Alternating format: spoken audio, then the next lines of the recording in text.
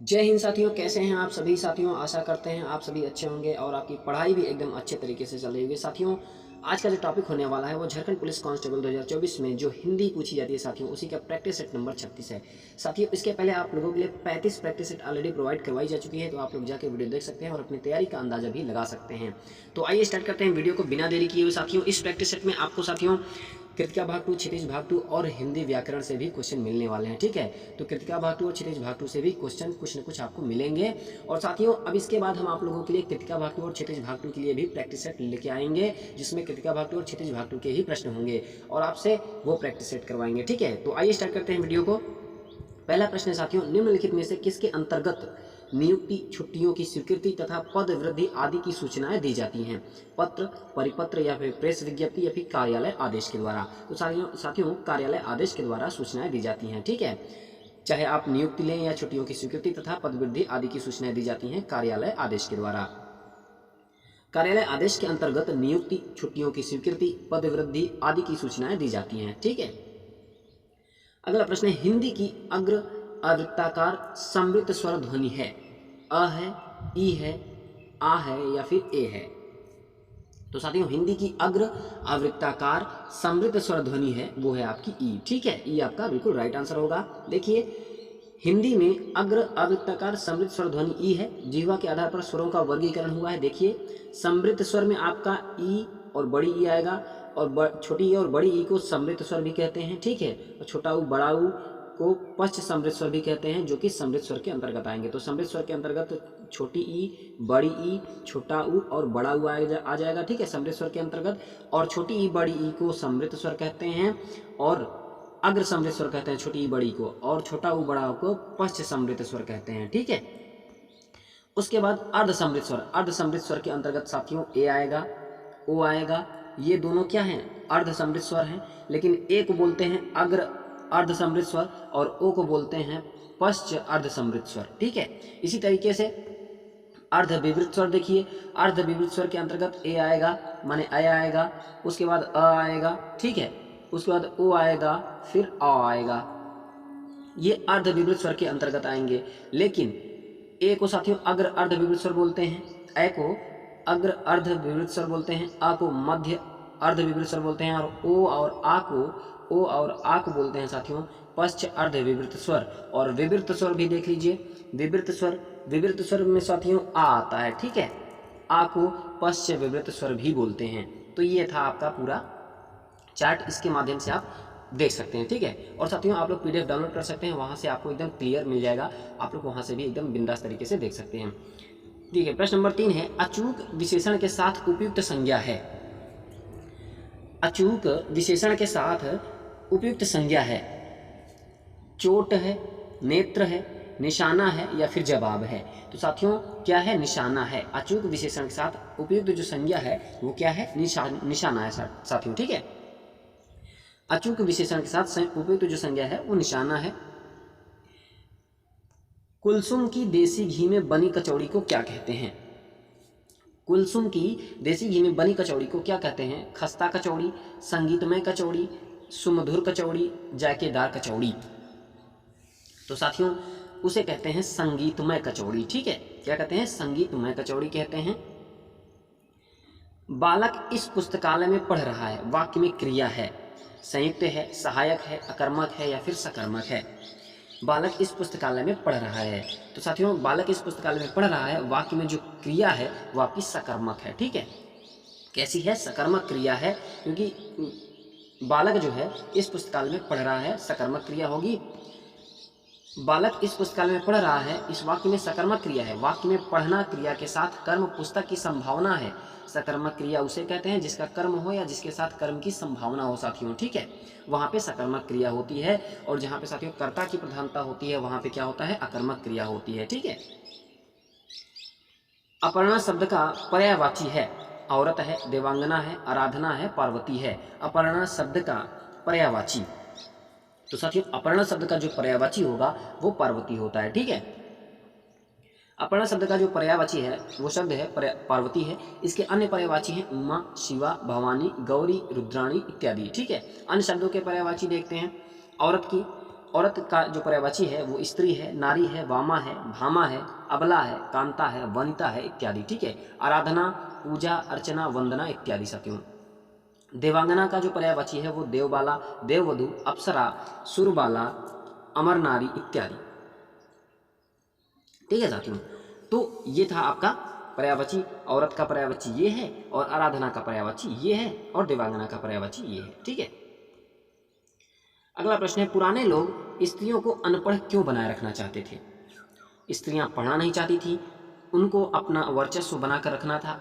उस समय स्त्रियों के लिए विद्यालय नहीं थे, स्त्रियों को पढ़ाने से धर्म की हानि होती थी। तो पुराने लोग स्त्रियों को अनपढ़ क्यों बनाए रखना चाहते थे, बताइए। तो साथियों, उनको अपना वर्चस्व बनाए रखना था, इसलिए क्या करते थे वो, पुराने लोग स्त्रियों को अनपढ़ बनाए रखना चाहते थे। ठीक है, बच्चे खेल रहे हैं, अर्थ के आधार पर वाक्य का प्रकार बताइए। प्रश्नवाचक है, विधानवाचक है, निषेधात्मक वाक्य है, या फिर आज्ञावाचक वाक्य है। अर्थ के आधार पर वाक्य का प्रकार बताना है। तो साथियों, यह जो है वो विधान वाक्य है। ठीक है, कैसा है, विधान वाक्य है। बच्चे खेल रहे हैं, अर्थ के आधार पर यह वाक्य विधान वाक्य यानी विधिवाचक वाक्य है। जिस वाक्य में किसी बात के होने का बोध हो उसे विधिवाचक वाक्य कहते हैं साथियों। ठीक है, अगला प्रश्न, हींग लगे न फिटकरी रंग भी चोखा, लोकोक्ति का अर्थ होगा, क्या होगा? खराब काम, अच्छा काम, खर्च कम, काम अच्छा, न काम न खर्च। तो हींग लगे न फिटकरी रंग भी चोखा, इस लोकोक्ति का जो अर्थ होगा साथियों वो होगा खर्च कम और काम अच्छा हो जाना। ठीक है, इसी को कहते हैं हींग लगे न फिटकरी रंग भी चोखा। ठीक है, बात का धनी मुहावरे का अर्थ है वायदे का पक्का, बहुत बातें करना, बात से धनी होना, समझदार होना। तो बात का धनी जो मुहावरा है उसका अर्थ होगा साथियों वायदे का पक्का। ठीक है, वायदे का पक्का होना, उसी को कहते हैं बात का धनी होना। ठीक है, बात का धनी मुहावरे का अर्थ वायदे का पक्का होता है। इसका उचित वाक्य प्रयोग, मेरा मालिक बात का धनी है, उसने मेरे बेटे की पढ़ाई की जिम्मेदारी ली थी, वह उसे अवश्य पूरा करेगा। तो ये था बात का धनी मुहावरे का अर्थ और इसका वाक्य प्रयोग भी। इनमें से किस शब्द के पर्यायवाची गलत हैं? कमल का जलज पंकज सरोज, पुष्प कुसुम फूल सुमन, सरस्वती गिरा भारती वाणी, सूर्य का दिवस याम वासर। तो साथियों, इनमें से किस शब्द के पर्यायवाची गलत हैं? तो सूर्य का पर्यायवाची गलत है, यह सूर्य का पर्यायवाची नहीं होकर दिन का पर्यायवाची है साथियों। ठीक है, बाकी सारे पर्यायवाची सही हैं, ए बी सी सही है। ठीक है, तो आपका जो राइट आंसर बनेगा वो आपका डी बनेगा। अगला प्रश्न है, निम्नलिखित में ओष्ठ ध्वनि नहीं है, च में, प में, भ में, म में, ओष्ठ ध्वनि। तो साथियों, उच्चारण स्थान आपको याद होना चाहिए। तो ओष्ठ ध्वनि नहीं है साथियों, वो च है। ठीक है, च में नहीं है, बाकी प फ ब भ म में है। ठीक है, नहीं प वर्ग में है, प वर्ग जो है आपकी ओष्ठ ध्वनि है। च जो है साथियों, च जो है वो आपका तालव्य ध्वनि है। कैसी ध्वनि है? तालव्य ध्वनि है। ठीक है, तालव्य ध्वनि है, इसका उच्चारण तालु से होता है, इसलिए यहाँ पे तालव्य ध्वनि है। च तालव्य ध्वनि है क्योंकि इसका उच्चारण तालु से होता है। प फ ब भ म ओष्ठ ध्वनि है साथियों। ये देखिए आप लोगों के लिए उच्चारण स्थान है, वर्णों का उच्चारण स्थान है स्वर व्यंजन अंतस्थ उष्ण। देखिए, कंठ के अंतर्गत आएगा छोटा बड़ा आ, क वर्ग आएगा, उसके बाद ह अह आएगा। तालु में छोटी बड़ी च छ ज य य श आएगा। मूर्धा में री री ट ठ ड ढ ण र श आएगा। दंत में री त थ द ध न ल स आएगा। ठीक है, ओष्ठ में ये आएंगे, छोटा उ बड़ा उ प फ ब भ म आएगा। नासिका में इ म अंगा ड न आएगा। कंठ तालु में ए आ जाएगा। कंठोष्ठ में ओ अव आएगा और दंतोष्ठ में व आएगा साथियों। ठीक है, तो ये था आपका पूरा चार्ट, यहाँ से आप लोग देख सकते हैं आसानी से। पीडीएफ आपको साथियों टेलीग्राम चैनल पे मिल जाएगी, लिंक मैं डिस्क्रिप्शन में डाल दूंगा, वहाँ से आप लोग टेलीग्राम चैनल को ज्वाइन कर लीजिएगा और पीडीएफ के माध्यम से आसानी से और पढ़ाई हो जाएगी आपकी। व्यक्ति को शिक्षा किस मार्ग पर चलने की प्रेरणा देती है? टेढ़े मार्ग पर, कटिल मार्ग पर, सन्मार्ग पर, ऊंचे मार्ग पर। तो व्यक्ति को शिक्षा किस मार्ग पर चलने की प्रेरणा देती है साथियों? तो सन्मार्ग पर चलने की प्रेरणा देती है। ठीक है, निम्नलिखित में से कौन सा शब्द सर्वनाम नहीं है? कौन, कोई, उसने, 10 गुना। तो साथियों, सर्वनाम नहीं है, वो है 10 गुना। ठीक है, 10 गुना क्या है? एक विशेषण है साथियों। क्या है? एक विशेषण है, न कि सर्वनाम है। ठीक है, और यह साथियों निश्चित संख्यावाचक विशेषण के अंतर्गत आएगा 10 गुना। ठीक है, 10 गुना जो है विशेषण है, न कि सर्वनाम है, यह निश्चित संख्यावाचक विशेषण के अंतर्गत आता है। तो इसलिए 10 गुना आपका क्या होगा, विशेषण होगा साथियों। मैं तुमसे टेलीफोन पर बात करूंगा, इस वाक्य में टेलीफोन पर किस कारक में प्रयुक्त पद है, संबंध कारक है, अधिकरण कारक है, कर्म कारक है या फिर करण कारक है। मैं तुमसे टेलीफोन पर बात करूंगा, तो साथियों इसमें क्या है, करण कारक है। ठीक है, कारक की संख्या कितनी होती है, कारक की संख्या साथियों 8 होती है। मैं तुमसे टेलीफोन पर बात करूंगा, वाक्य में टेलीफोन पर वाक्यांश में जो है करण कारक है, क्योंकि टेलीफोन से बात होगी, से चिन्ह करण कारक का है, अतः विकल्प डी सही होगा साथियों। ठीक है, मैं तुमसे टेलीफोन पर बात करूंगा यानी टेलीफोन के द्वारा बात हो रही है, तो यहाँ पे क्या होगा, करण कारक होगा साथियों। अगला प्रश्न है, अमरुद्दीन का ननिहाल कहाँ है। साथियों स्टार्टिंग में ही मैंने बताया था कि इसमें कृतिका भाग 2 और क्षितिज भाग 2 के प्रश्न आपको अवश्य मिलेंगे। ठीक है, और व्याकरण के प्रश्न तो मिलेंगे ही मिलेंगे। तो बताइए अमरुद्दीन का ननिहाल कहाँ है, डुमरांव में है, काशी में है, कानपुर में है या लखनऊ में है। तो साथियों अमरुद्दीन का जो ननिहाल था, ननिहाल वो डुमरांव में है। ठीक है, अशक्त का पर्यायवाची शब्द कौन सा है, मंद है, वंचक है, निर्जर है, निष्णात है। बताइए अशक्त का पर्यायवाची शब्द। साथियों अशक्त का जो पर्यायवाची शब्द होगा वो मंद होता है। ठीक है, अशक्त के पर्यायवाची शब्द ढीला, मंद, सुस्त, आलसी इत्यादि है, जबकि वंचक ठग का पर्यायवाची है, निर्जर देवता का, तथा निष्णात साथियों पटु का पर्यायवाची शब्द है। अगला प्रश्न है, आचार्य महावीर प्रसाद जी ने स्त्री शिक्षा का विरोध करने वाले को क्या कहा है, ग्रहग्रस्त कहा है, बात व्यथित कहा है, पागल कहा है या उपयुक्त सभी कहा है। तो आचार्य महावीर प्रसाद जी ने स्त्री शिक्षा का विरोध करने वाले को सब कुछ कहा है, इसमें से सारे ऑप्शन कहा है, माने ग्रहग्रस्त भी कहा है, बात व्यथित भी कहा है, पागल भी कहा है। तो साथियों उपयुक्त सभी आपका राइट आंसर होगा। ठीक है, अलंकेश पर्यायवाची शब्द है, बादल का है, कल्पवृक्ष का है, कुबेर का है, चपला का है। बताइए अलंकेश। तो साथियों अलंकेश जो है वो कुबेर का पर्यायवाची है। ठीक है, अलंकेश जो है कुबेर का पर्यायवाची है। धनध, यक्षराज, धनाधिक, राजराज, किन्नरेश, धनपति, धनेश, अलंकेश, धनपाल तथा धनेश्वर इत्यादि कुबेर के पर्यायवाची हैं साथियों। ठीक है साथियों, इसके बाद आप लोगों के लिए कृतिका भाग 2 और क्षितिज भाग 2 मानी प्रश्न पत्र 1 का भी प्रैक्टिस सेट स्टार्ट हो जाएगा, तो आप लोग वो भी अपना 30% अचीव कर सकते हैं उस प्रैक्टिस सेट को देख के। ठीक है, और यहाँ से आप लोग तो अपना 100% 175 मार्क लेके आएंगे ही आएंगे। आकलन शब्द का विलोम है, विकलन, संकलन, समाकलन, प्राकलन। तो क्या है आकलन शब्द का विलोम, तो आकलन शब्द का जो विलोम होगा साथियों वो होगा विकलन। ठीक है, क्या होगा, विकलन होगा। आकलन शब्द का विलोम विकलन होता है। संकलन, समाकलन तथा प्राकलन उचित विपरीत अर्थ प्रस्तुत नहीं करते हैं, इसलिए आकलन शब्द का जो विलोम होगा वो विकलन होगा साथियों। कर्मणि का विलोम है, कर्मठ, अकर्मठ, अकर्मण्य, अकर्म। तो अकर्म कर्मण्य का विलोम है, कर्मण्य का जो विलोम होगा साथियों वो अकर्मण्य होगा। ठीक है, क्या होगा, अकर्मण्य होगा। कर्मण्य शब्द का जो विलोम होता है वो अकर्मण्य होता है। कर्मठ तथा अकर्मठ शब्द परस्पर क्या है, विलोम है। पगड़ी रख घी चख, लोकोक्ति का अर्थ है मान सम्मान से ही जीवन का आनंद है, पढ़ लिख कर भी अनुभवहीन, निर्लज्ज होकर कुछ पाना, बदनामी से बुरा। तो पगड़ी रख घी चख माने साथियों निर्लज्ज होकर कुछ पाना। ठीक है, निर्लज्ज होकर कुछ पाना उसी को कहते हैं पगड़ी रख घी चख। अगला प्रश्न, इनमें से कौन सा वाक्य संदेहवाचक है। दयाशंकर शिवपुर में रहता है, राजेंद्र आलमपुर में रहता है, शायद सुरेंद्र इगतपुरी में रहता है, क्या शंकर रामनगर में रहता है। तो संदेहवाचक वाक्य है शायद सुरेंद्र इगतपुरी में रहता है, शायद। तो क्या यह संदेहवाचक वाक्य है साथियों। ठीक है, जिस वाक्य में किसी बात का संदेह प्रकट हो वह संदेहवाचक वाक्य कहलाता है।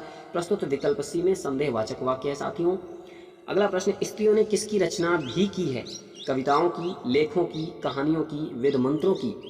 तो स्त्रियों ने किसकी रचना भी की है साथियों, वेद मंत्रों की भी रचना की है स्त्रियों ने। ठीक है, अगला प्रश्न, साखी शब्द का अर्थ है क्या है, सखी है, सच है, सखा है, साक्षी है। तो साखी शब्द का जो अर्थ है साथियों वो है साक्षी। ठीक है, क्या है, साक्षी है साखी शब्द का अर्थ। साखी तद्भव शब्द है साथियों जिसका अर्थ और तत्सम रूप साक्षी या साक्षी का अर्थ प्रमाण होता है। ठीक है, सखी का अर्थ सहेली या महिला की महिला मित्र है, सच का अर्थ सत्य तथा सखा का अर्थ मित्र होता है। ठीक है, अगला प्रश्न है, हमेशा आनंद का अनुभव करना अर्थ को व्यक्त करने के लिए सटीक लोकोक्ति है। हमेशा आनंद का अनुभव करना अर्थ को व्यक्त करने के लिए सटीक लोकोक्ति है। सदा दिवाली संत की 12 मास बसंत, न सावन सूखा न भादो हरा, जहाँ चाह वहाँ राह, आप भले तो जग भला। तो साथियों, सदा दिवाली संत की 12 मास बसंत, इसी को कहते हैं हमेशा आनंद का अनुभव करना। ठीक है। अगला प्रश्न है, मुसलमान मुहर्रम में कितने दिन का शोक मनाते हैं? 1 दिन का, 5 दिन का, 10 दिन का, 20 दिन का। तो साथियों, कितने दिन का शोक मनाते हैं? तो वो 10 दिन का। ठीक है, 10 दिन का शोक मनाते हैं। तुच्छ मनुष्य की मित्रता शीघ्र ही समाप्त हो सकती है, भाव को व्यक्त करने वाली लोकोक्ति है। अधजल गगरी छलकत जाए, थोथा चना बाजे घना, कबहू निरामिष होए न खागा, ओछे की प्रीति बालू की भीति। तो बताइए, तुच्छ मनुष्य की मित्रता शीघ्र ही समाप्त हो सकती है, भाव को व्यक्त करने वाली जो लोकोक्ति है साथियों, वो है ओछे की प्रीति बालू की भीति। ठीक है, तुच्छ मनुष्य की मित्रता शीघ्र ही समाप्त हो सकती है, भाव को व्यक्त करने वाली जो लोकोक्ति है ओछे की प्रीति बालू की भीति। अगला प्रश्न है, इनमें से कौन सा शब्द निठल्ला का पर्यायवाची है? बेकार, खाली बैठा हुआ, बिना काम धंधे का, इनमें से सभी। तो साथियों, निठल्ला का जो पर्यायवाची होगा ना, वो इनमें से सभी होगा। निठल्ला माने बेकार, खाली बैठा हुआ, बिना काम धंधे वाला, तो उसी को बोलते हैं निठल्ला। निम्न में कौन सा शब्द उद्योग का अनेकार्थक है? साधारण, सरल, अधिक, कारखाना। तो कौन सा शब्द उद्योग का अनेकार्थी शब्द है साथियों? तो वो है कारखाना। ठीक है। जो पुरुष स्त्रियों को शिक्षा के क्षेत्र में आगे नहीं बढ़ने देना चाहते, वे क्या हैं? अन्यायी हैं, पागल हैं, अशिक्षित हैं, या इनमें से कोई नहीं है? तो साथियों, जो पुरुष स्त्रियों को शिक्षा के क्षेत्र में आगे नहीं बढ़ने देना चाहते हैं, वे क्या कहलाते हैं? वो अन्यायी कहलाते हैं। संकीर्ण का विलोम शब्द है, क्या है? अनुदार है, उत्कीर्ण है, उदार है, विकीर्ण या विस्तीर्ण है। तो जो संकीर्ण का विलोम शब्द है साथियों, वो है क्या है? संकीर्ण का विलोम जो है वो है विकीर्ण या विस्तीर्ण। पुष्ट शब्द का विलोम है, पुष्ट शब्द का क्षीण है, दुष्ट है, पुरस्कार है, प्रकृति है। तो पुष्ट शब्द का जो विलोम है साथियों, वह आपका क्षीण है। ठीक है, पुष्ट शब्द का विलोम क्षीण होता है, दुष्ट सज्जन का विलोम शब्द है, जबकि पुरस्कार दंड का विलोम शब्द है। अगला प्रश्न है, मुकुंद किसका पर्याय है? विष्णु, शिव, सूर्य, कामदेव। तो मुकुंद किसका पर्याय है साथियों? तो मुकुंद जो है वो आपका विष्णु का पर्यायवाची है। किसका है? विष्णु का। ठीक है, मुकुंद जो है दामोदर, श्रीपति, मधुरिपु, उपेंद्र, चक्रपाणि इत्यादि विष्णु के पर्याय हैं।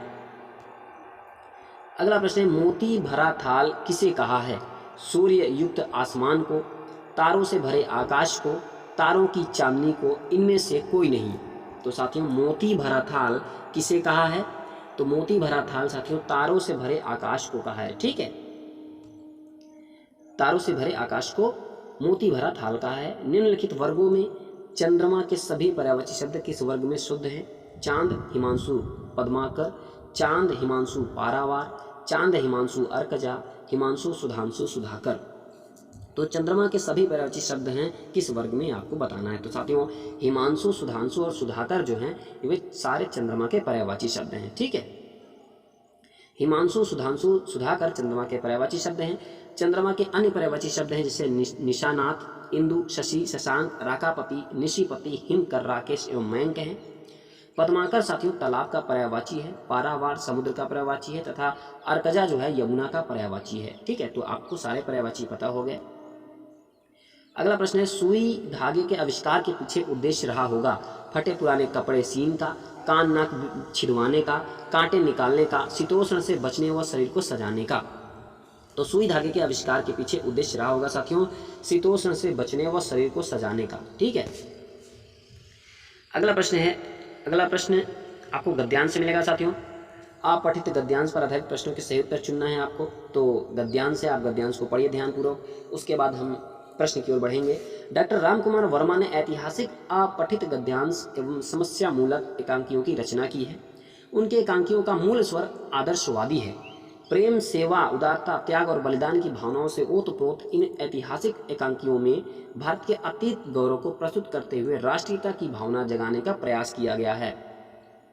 समस्या मूलक एकांकियों में वर्मा जी ने शिक्षित मध्यवर्गीय दंपतियों की अनेक समस्याओं, प्रेम, सेक्स, संदेह, दंभ आदि को कथानक का विषय बनाया है, किंतु उनकी परिणति आदर्श में हुई है, क्योंकि उनके एकांकियों की नायिका अंततः अपने पति के सम्मान की रक्षा करती हुई दिखाई पड़ती है।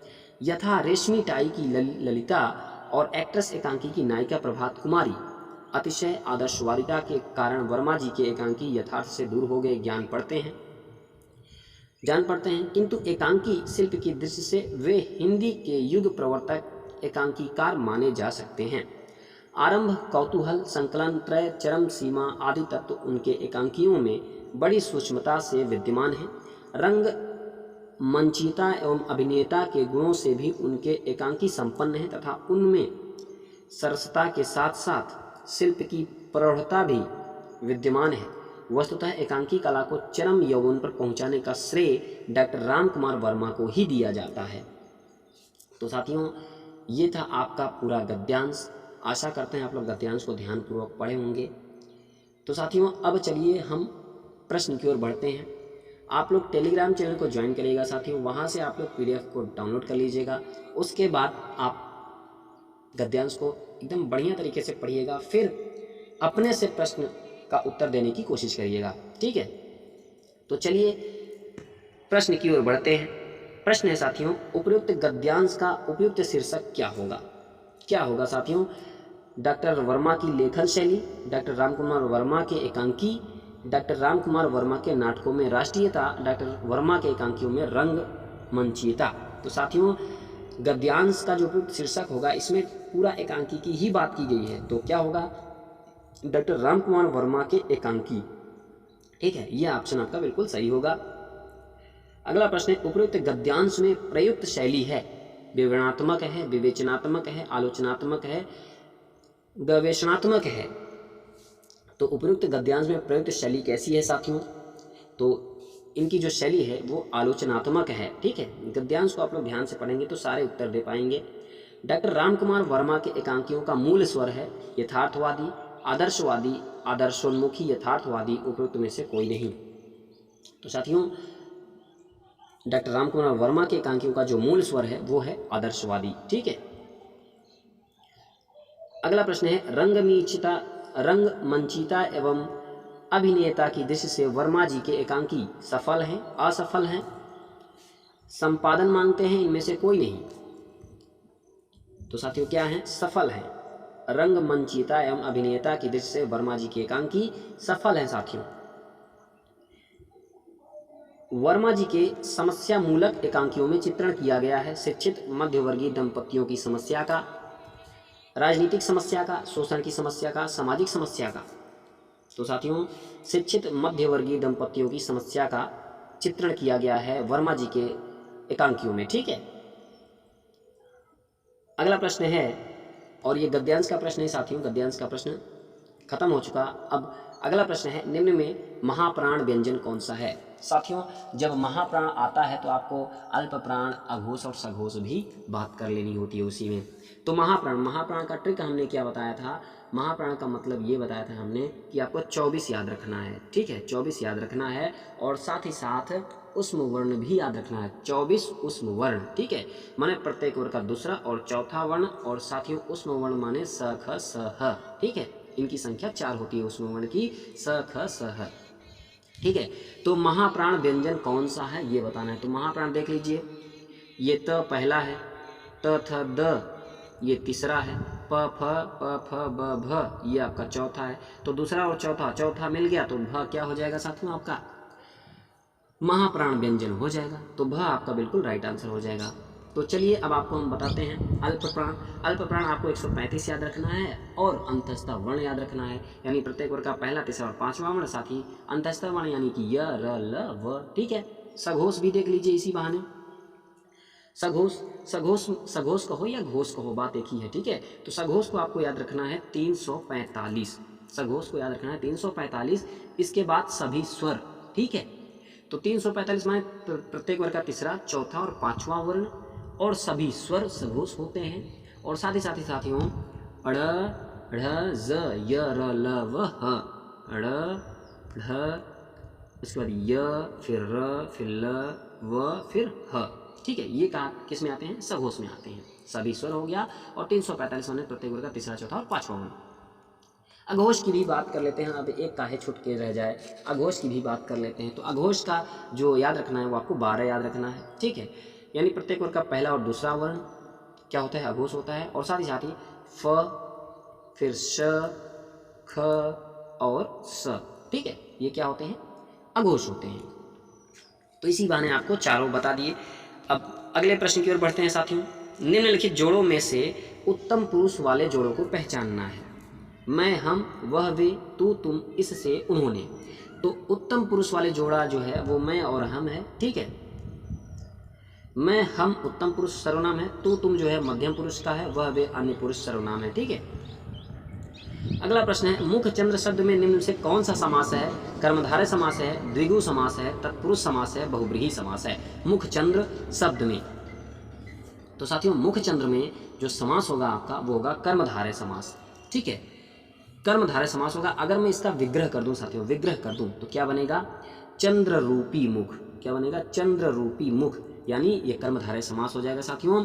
कर्मधारय समास में पहला शब्द जो है विशेषण तथा दूसरा शब्द विशेष्य होता है, याद रखिएगा। ठीक है, तो मुख चंद्र शब्द में कर्मधारय समास है, जिसका समास विग्रह करेंगे चंद्र रूपी मुख होता है। कर्मधारय समास में पहला शब्द विशेषण तथा दूसरा शब्द विशेष्य होता है साथियों। अन्य महत्वपूर्ण तथ्य की बात कर लेते हैं, जैसे द्विगु समास है। द्विगु समास में पहला पद संख्यावाची तथा दूसरा पद संज्ञा होता है, जैसे पंचवटी पहला पद संख्यावाची है। तत्पुरुष समास में पहला पद गौण तथा अंतिम पद प्रधान हो, जैसे राजकुमार। ठीक है, बहुब्रीहि समास की बात करेंगे तो पहला और दूसरा पद प्रधान न होकर तीसरा पद प्रधान होता है, जैसे सुरपति। ठीक है, तो कोई अन्य पद प्रधान हो जाए तो वहां पे बहुब्रीहि समास हो जाएगा साथियों। अगला प्रश्न है निम्नलिखित वाक्यों में एक में सकर्मक क्रिया है।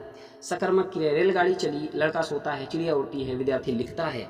अब आपको सकर्मक क्रिया पहचानना है साथियों, तो विद्यार्थी लिखता है क्या है? सकर्मक क्रिया है साथियों। ठीक है, तो देखिए विद्यार्थी लिखता है में सकर्मक क्रिया है, अन्य विकल्प तर्क संगत नहीं है। ऐसी क्रिया जिसमें कर्म अपेक्षित हो सकर्मक क्रिया कहलाती है साथियों। ठीक है, तो जिसमें कर्म की प्रधानता हो जाएगी वहां पे सकर्मक क्रिया हो जाएगी, जहां पे कर्ता की प्रधानता हो जाएगी वहां पे अकर्मक क्रिया हो जाएगी। मंत्री जी ने पर्याप्त समय दिया है, इस वाक्य में किस प्रकार की क्रिया विशेषण का प्रयोग है? स्थानवाचक, परिमाणवाचक, कालवाचक या फिर रीतिवाचक। तो मंत्री जी ने पर्याप्त समय दिया है साथियों, इस वाक्य में परिमाणवाचक क्रिया विशेषण का प्रयोग हुआ है। ठीक है, तो परिमाणवाचक क्रिया विशेषण। ठीक है, मंत्री जी ने पर्याप्त समय दिया है, वाक्य में परिमाणवाचक क्रिया विशेषण का प्रयोग हुआ है। क्रिया विशेषण की बात करेंगे तो जिस शब्द से क्रिया की विशेषता का पता चलता है उसे हम क्रिया विशेषण कहते हैं। ठीक है, अर्थ के अनुसार इसके चार भेद होते हैं साथियों।